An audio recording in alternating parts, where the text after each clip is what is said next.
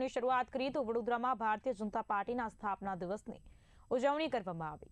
વડોદરા મહાનગરના નમો કમલમ કાર્યાલય ખાતે હર્ષોલ્લાસ સાથે ઉજવણી કરવામાં આવી। 6 એપ્રિલ 1980ના રોજ જનસંઘમાંથી ઉદ્ભવેલી ભાજપની આ યાત્રાને યાદ કરતા કાર્યાલય ખાતે ધ્વજારોહણ કરવામાં આવ્યું હતું અને પક્ષના ગૌરવશાળી ઇતિહાસને સ્મરણ કરવામાં આવ્યું।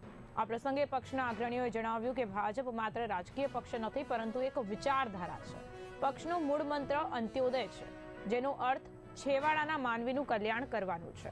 સરકારની વિવિધ યોજનાઓ અને આયોજનો સમાજના અંતિમ વ્યક્તિ સુધી પહોંચે તે માટે પક્ષ સતત કાર્યરત છે। આ સ્થાપના દિવસ નિમિત્તે વડોદરાના હજારો કાર્યકર્તાઓમાં ભારે ઉત્સાહ જોવા મળ્યો હતો।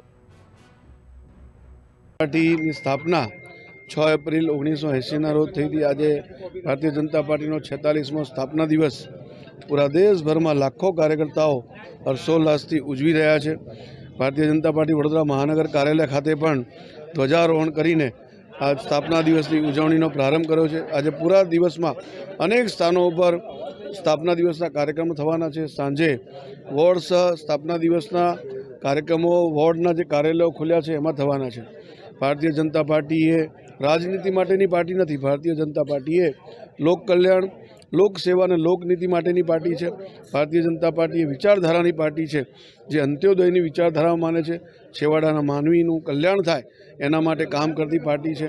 આ વિચારધારાના કારણે અને ભારતીય જનતા પાર્ટીને પાર્ટી વિથ ડિફરન્સ પણ કહેવામાં આવે છે અને જેના કારણે આજે દેશભરના 12 કરોડથી વધુ નાગરિકો ભારતીય જનતા પાર્ટીના સદસ્ય છે। વિશ્વની સૌથી મોટી રાજનૈતિક પાર્ટી હોય તો એ પણ ભારતીય જનતા પાર્ટી છે। સૌ કાર્યકર્તાઓને સ્થાપના દિવસની હું હાર્દિક શુભકામનાઓ પાઠવું છું।